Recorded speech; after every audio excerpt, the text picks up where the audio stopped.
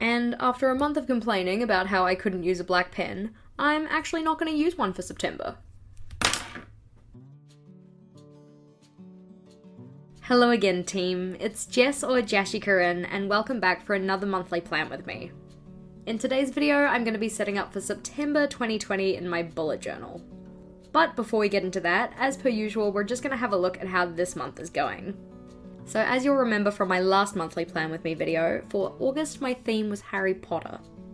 And if you've seen any of my more recent weekly plan with me videos, you'll know that in August I didn't actually use weekly logs. I've been trying my hand at keeping my to-do list digitally instead of in my bullet journal, and I've been finding that to be quite useful. But flipping through my pages for August, so we had my splash page, my very empty monthly log and monthly to-do list, my mood tracker and habits trackers, steps tracker, which I am going to fill in, but haven't gotten around to it yet, my memories page, which still has some things to be filled in, meal log, my one word a day page and a quote page,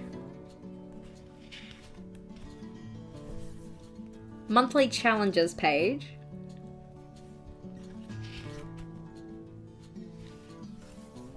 and my term 3 timeline. This takes us to the end of the blackout section of my notebook and into the next white paper section. This means that for September I'm going to get to use my tombos again, which I am very excited about. Before we jump into the time-lapse, just a reminder that any of the equipment I use in today's setup is linked in the description box below.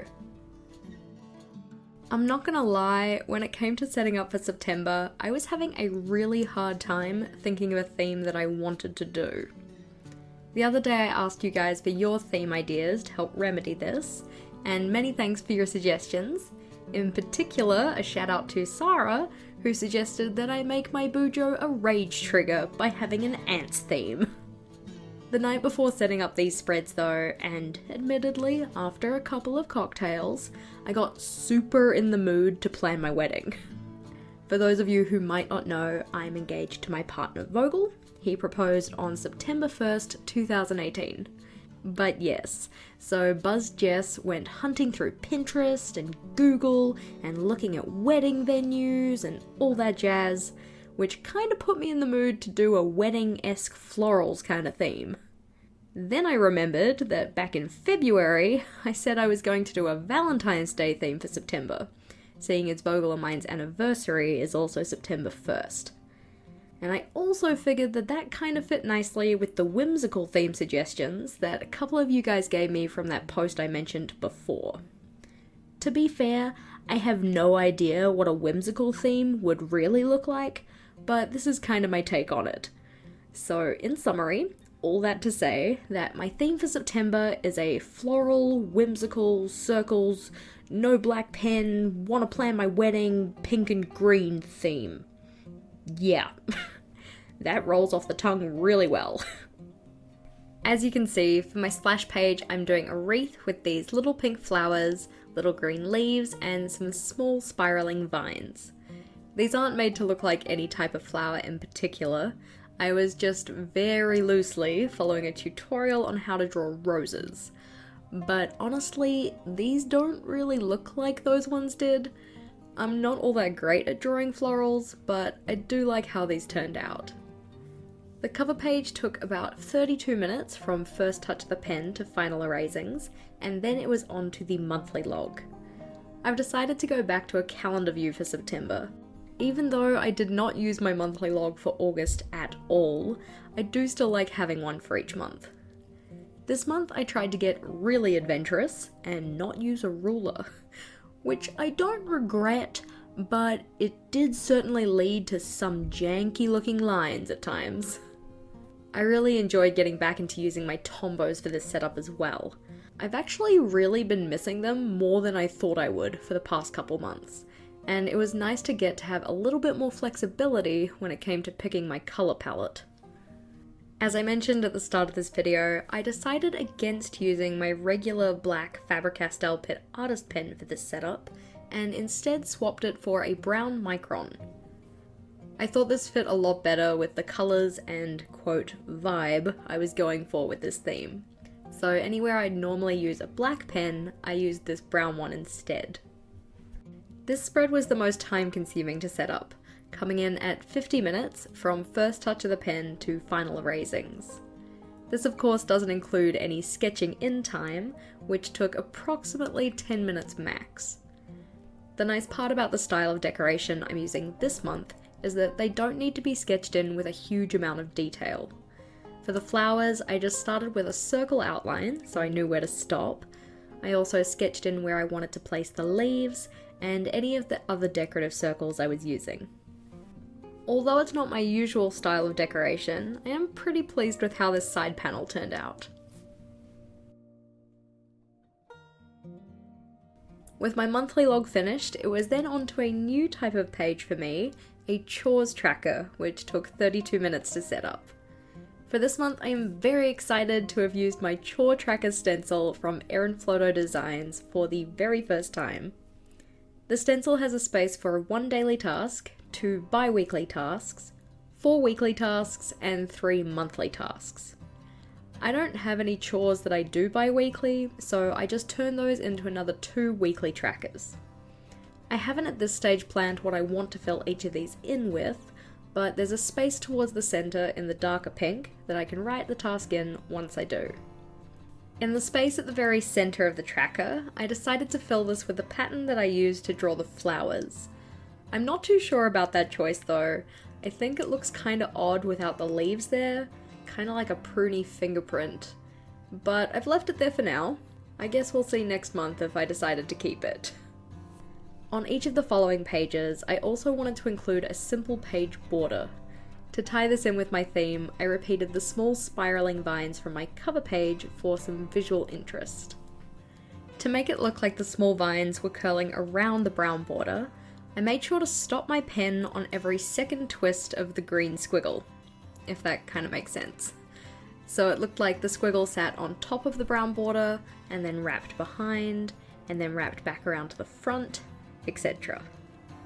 Because the chores tracker wasn't going to fill the entire of the page, I placed it a bit higher than the center so that I could fill the bottom with more of those floral and circle decorative elements. When I drew these in, I made sure to work from front to back, so first drawing in the things that would be on top in terms of layering, and then working my way backwards. The tombos, being water-based markers and not paint or gel pens, aren't super opaque. So if you layer them, the colours do blend together rather than the one you put on second covering the one below it. That is of course unless the colour on top is decently darker than the one below it. You may be thinking, well yeah, of course Jess, that's how tombos work, but after 2 months of using gel pens, I did need to remind myself of this.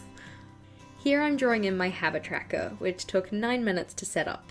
I've gone back to a vertical layout for this one because I find it to be the easiest one to set up and fill in as the month progresses. This is the style of habit tracker that I gravitate towards the most because it is my favourite. Flipping over, we are on to my steps tracker, aka the only page for this setup where I used a ruler. I really wanted/needed the internal lines of this tracker to be straight, so I decided a ruler was going to be necessary. Before that though, I decorated the middle of the tracker with another flower, this time including the leaves to avoid what happened with the chores tracker. This page was another more time-consuming one, coming in at 26 minutes, but of course that doesn't include the sketching in of the tracker itself, which to get all the spacing right took a fair while. Each concentric circle of this tracker represents 1,000 steps, so once each day is over, I'll colour in the corresponding segment with however many thousands of steps I achieved. Again, I knew this one wasn't going to take up the full page, so I placed it a bit higher and decorated the bottom. You may have seen that for my headers on each page, I used both my regular cursive in the brown micron, but also had a sort of shadow and all caps behind it with the tombow. This was mainly to mask the darkened strip across the middle for each header, where the second line of Tombow would overlap the first, but I also think it just adds some more visual interest. For my mood tracker in September, I've sketched out 30 circles in pencil, which will turn into a flower for each day, the colour of which will represent my mood. At the top, I'm drawing out a 4-colour key, ranging from the darkest pink for my best mood, to the light tan colour for my worst mood. Because I hadn't included any of them since my cover page, I also put in some of those small green leaves using my Staedtler Tri-Plus Fineliner. Given that it was just the key, header and border that I needed to set up for this page, this one took 9 minutes. We are now onto my meal tracker, which took 18 minutes to set up. I've talked about it before, but I don't really use my meal tracker as a way to hold myself accountable to what I eat. It's more of a way to remember what I spent my money on. I find that the majority of my purchases are food related, and having my meal log certainly helps me remember where I actually spent all my money. As per every time I set up this spread, I just have a column for breakfast, lunch, dinner, and snacks. Super simple, but it works for me. You'll probably be able to notice that at this point, some of my lines were getting very skew-if because my hand was starting to get really sore. Drawing for 3 hours straight will do that to you. It was cool to try some new things with this setup, and I'm pretty pleased with how everything turned out. I'd love to know though, what is your theme for September? Also, I already have my October theme picked out, but if there are any themes you guys would like to see me do in the future, please do let me know about those as well. And for the final flip through, we have my splash page,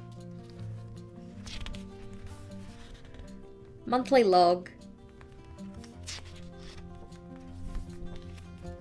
around the house tracker and habit tracker, steps tracker, mood tracker, and my meal log. Thank you for watching, team. If you liked today's video, please do make sure to give it a big thumbs up, and if you wanted to see more from me, feel free to go check out one of my other videos. Until next time, bye!